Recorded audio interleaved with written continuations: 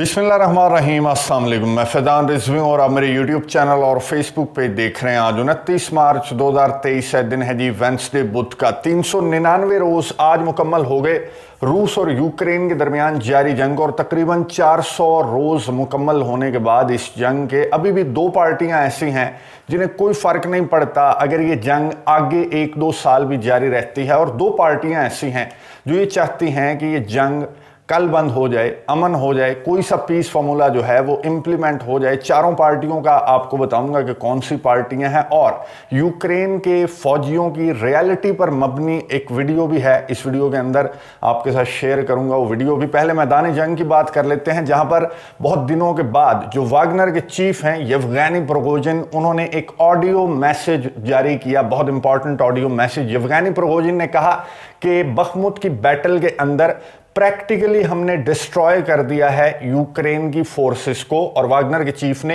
यह भी एडमिट किया कि हमारा भी बहुत ज़्यादा नुकसान हुआ, मेरा जो ग्रुप है वो भी बहुत ज़्यादा डैमेज हुआ है इस जंग के दौरान। येवगेनी प्रिगोजिन ने अपने ऑडियो मैसेज के अंदर कहा कि बखमुत की बैटल में विक्ट्री के बाद चेस बोर्ड के ऊपर सिर्फ रशिया के फौजी होंगे, वागनर के फौजियों का काम बखमुत की बैटल तक था, उसके बाद रशिया के फौजी जाने और मैदान जंग जाने। यानी कि वागनर के चीफ ने बता दिया कि हमने प्रैक्टिकली डिस्ट्रॉय कर दिया यूक्रेन की आर्मी को। अब डिपेंड करता है यूक्रेन के सदर व्लादिमीर ज़ेलेंस्की पर कि वो कब अपने ट्रूप्स को विड्रॉल के ऑर्डर्स देते हैं। और ये सवाल भी किया गया यूक्रेन के सदर व्लादिमीर ज़ेलेंस्की से जब वो सुमे रीजन के दौरे पर थे। आजकल बहुत ज़्यादा फ्रंट लाइन्स के दौरे कर रहे हैं यूक्रेन के सदर व्लादिमीर ज़ेलेंस्की। आपको मालूम है कि बखमुत भी गए, वो खिरसन का भी दौरा उन्होंने किया। ईस्टर्न और सदर्न यूक्रेनियन साइड के जो रीजन्स हैं वहां पर फ्रंट लाइंस के ऊपर यूक्रेन के सदर नजर आ रहे हैं, फिर वो जख्मी फौजियों से मुलाकातें करते हुए भी नजर आ रहे हैं। सुमे रीजन के अंदर भी इसी तरह की एक्टिविटी यूक्रेन के सदर की थी, और वापसी पर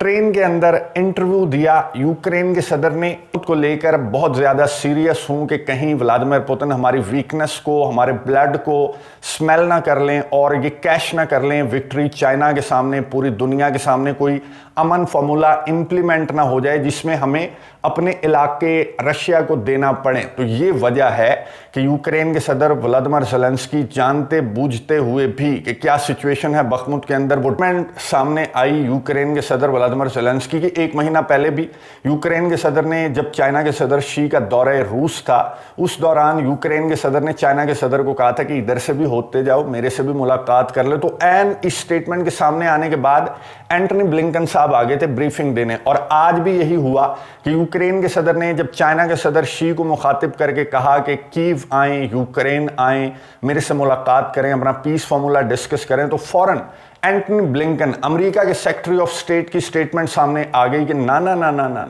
पीस की बात ना करना, किसी धोखे में ना इस पीस फार्मूले को इंप्लीमेंट भी करें, वरना इस पीस फार्मूले को इंप्लीमेंट नहीं करना। यानी कि दूसरी मर्तबा एंटनी ब्लिंकन ने यूक्रेन के सदर की स्टेटमेंट आने के बाद उसी तरह का बयान जारी किया कि पीस नहीं चाहिए, जंग चाहिए। उसकी वजह मैं आपको बता दूं क्या है। उसकी वजह यह है कि एक रिपोर्ट सामने आई कि अमेरिका अब बिगेस्ट एक्सपोर्टर बन गया है यूरोप का। असलहा गोला बारूद तो खैर वावा बिक रहा है, high mobility artillery rocket system हो, या फिर न्यूक्लियर कैपेबल सबमरीन्स हों, या फिर दीगर जो असलहा गोला बारूद है, F-16 तैयारे हों, F-35 तैयारे हों। अमेरिका की दुकान जो है वो इस जंग की वजह से वावा चल रही है, जो असलहे की दुकान है। असलहे के अलावा जो एनर्जी की दुकान है, नॉर्थ स्ट्रीम गैस पाइपलाइंस को धमाकों से उड़ाने के बाद अमेरिका की एनर्जी की दुकान भी वावा चल रही है। यूरोप जो है वो बहुत बड़े गाहक के तौर पर अमेरिका के पास आ चुका है, और रिपोर्ट्स में बताया जा रहा है कि अब इस जंग के स्टार्ट होने के बाद से लेकर अब तक यूरोप का सबसे बड़ा एक्सपोर्टर बन चुका है अमेरिका, और यूरोप सबसे बड़ा ग्राहक बन चुका है अमेरिका का। तो अमेरिका क्यों कर चाहेगा कि ये जंग बंद हो, जिस जंग की वजह से अगर एक हाथ से millions and millions of dollars का असलहा गोला बारूद मदद इमदाद के तौर पर अमेरिका यूक्रेन को दे रहा है, तो दूसरे हाथ से billions and billions of dollars का असलहा गोला बारूद और एनर्जी जो है वो बिक भी रही है अमेरिका की। तो बहुत अच्छा कारोबार इस जंग की वजह से चल रहा है। तो अमेरिका क्यों कर चाहेगा कि ये जंग बंद हो, जिसकी वजह से उसका कारोबार, उसकी इकोनॉमी चमक रही है। इसीलिए वो ये चाहते हैं कि ये जंग जारी रहे। कोई फर्क नहीं पड़ता, रशिया को कोई फर्क नहीं पड़ता अगर ये जंग जारी रहती है।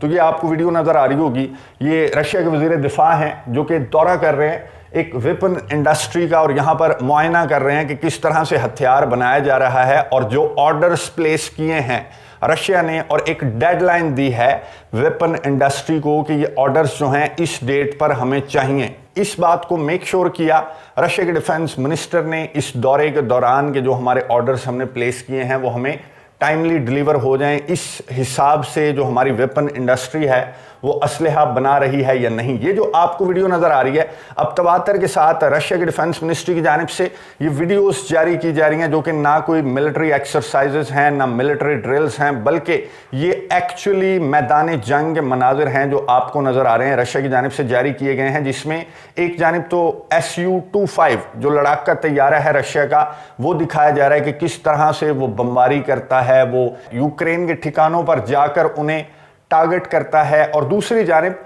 K-52 जो हेलीकॉप्टर है रशिया का वो भी दिखाया गया है इस वीडियो के अंदर कि किस तरह से रशिया के जो लड़ाका तैयारे हैं या फिर लड़ाका हेलीकॉप्टर्स हैं वो किस तरह से अपने ऑपरेशन को लेकर आगे की जानिब बढ़ रहे हैं। मैदान जंग के मनाजिर भी रशिया की जानिब से इसलिए शेयर किए जा रहे हैं कि we are alive and kicking, हम थके नहीं हैं और ना ही हम थकेंगे, चाहे आगे कई सालों तक ये जंग जारी रहे, हमारी तैयारियां मुकम्मल हैं। और ये जो वीडियो आपको नजर आ रही है ये रशिया की जानिब से जारी करके ये बताया गया कि ICBM जो इंटरकॉन्टिनेंटल बैलिस्टिक मिसाइल है रशिया का वो लाया जाएगा। अब एक्सरसाइजेस की जाएंगी, मिलिट्री ड्रिल्स की जाएंगी, न्यूक्लियर ड्रिल्स कंडक्ट की जाएंगी और कॉम्बैट रेडीनेस दिखाएंगे 3000 रूसी फौजी के हम बिल्कुल मुकम्मल तौर पर तैयार हैं किसी भी इस तरह की सूरत हाल का सामना करने के लिए, हम कॉम्बैट रेडी हैं। 3000 फौजी जो हैं वो ये ड्रिल्स करने वाले हैं रशिया के अंदर। एक बहुत बड़ा मैसेज एक बार फिर से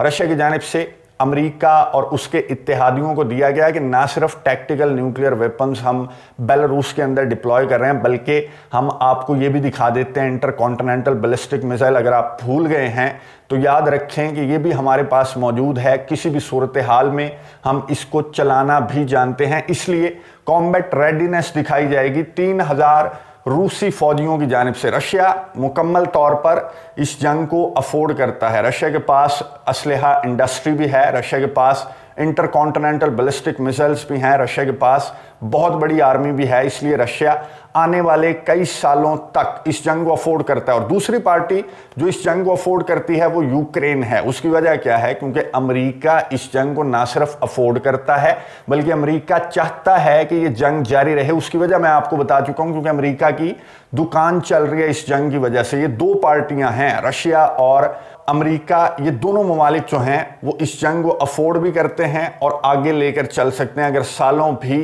ये जंग जारी रहती है तो ये दोनों बड़ी ताकतें दुनिया की इस जंग को इसी तरह लेकर आगे चल सकती हैं। लेकिन दो पार्टियां ऐसी हैं जो ये चाहती हैं कि ये जंग कल बंद हो जाए। पहली पार्टी तो है जो यूक्रेन के अंदर रहने वाले एथनिक रशियंस हैं। आप में से शायद बहुत सारे व्यूअर्स मेरी बात से इत्तेफाक ना करें, इसलिए मैं सबूत साथ लाया हूं। मैं कमेंट्स बॉक्स के अंदर डिस्क्रिप्शन के अंदर पिन कर दूंगा।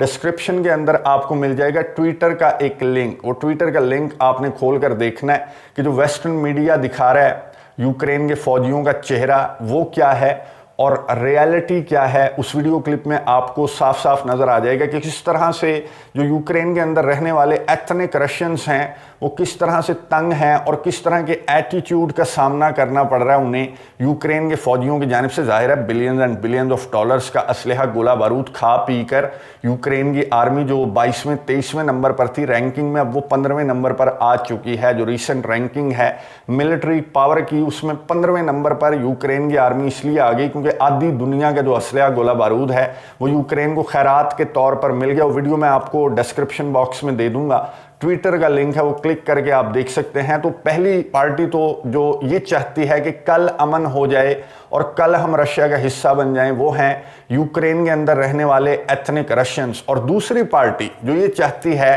कि कल ये जंग बंद हो और अमन हो जाए, चाहे यूक्रेन को उसके इलाके देने पड़े रशिया को, वो है यूरोप। यूरोप की हालत बहुत ख़राब है। फ्रांस के अंदर, जर्मनी के अंदर, चेक रिपब्लिक के अंदर, मैं गिनवाने लगा आपको तो तमाम के तमाम यूरोपियन कंट्रीज़ हैं जहां पर मुजाहरे बहुत ज़ोर शोर के साथ जारी हैं इस जंग के ख़िलाफ़। नेटो के खिलाफ मुजाहिरीन जो हैं वो सड़कों पर हैं, लेकिन वेस्टर्न मीडिया जाहिर है ये मनाजिर हमें नहीं दिखाता कि यूरोप की क्या हालत हो चुकी है यूक्रेन जंग को झेलते झेलते। तो यूरोप दूसरी पार्टी है जो ये चाहती है कि कल ये जंग बंद हो जाए, और कल हो सकता है कि इस जंग के बंद होने के लिए कुछ इकदामात, कुछ ऐलानात, कुछ बयानात जो हैं वो सामने आए, क्योंकि स्पेनिश प्राइम मिनिस्टर जा रहे हैं चाइना के सदर शी जिनपिंग की दावत पर। कल थर्सडे को चाइना पहुंचेंगे वो, और सुर्खियों में अभी से उनका दौरा है। बहुत सारी उम्मीदें यूरोपियन कंट्रीज़ ने लगा रखी हैं कि ये हमारा जो सालस है, मावन है जो, वो जाकर कोई मावनत करेगा अच्छी। और शी ने बुलाया भी इसीलिए स्पेनिश प्राइम मिनिस्टर को, ताकि उनके साथ पीस फार्मूला डिस्कस किया जाए, और वो जाकर फिर ये जो पीस फार्मूला है वो यूक्रेन के साथ या फिर अपने दादा के साथ ये पीस फार्मूला डिस्कस करें और इसको इम्प्लीमेंट करने पर बात करेंगे चाइना के सदर शी स्पेनिश प्राइम मिनिस्टर के साथ। और चाइना के सदर शी की जानिब से मेरे ख्याल में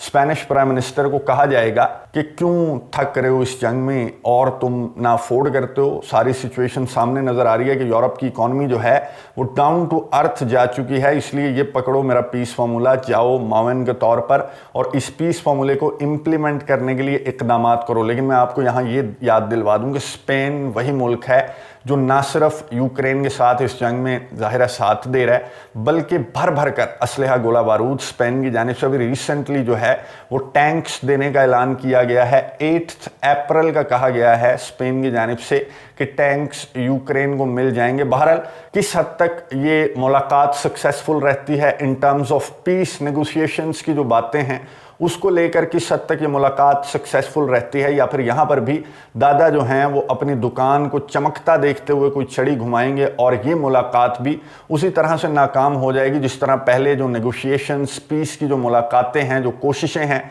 अमेरिका की वजह से नाकाम हो चुकी हैं। नज़र रखेंगे, आपको अपडेट्स देता रहूँगा। अगली वीडियो तक के लिए इजाज़त दीजिए। अल्लाह हाफ़िज़।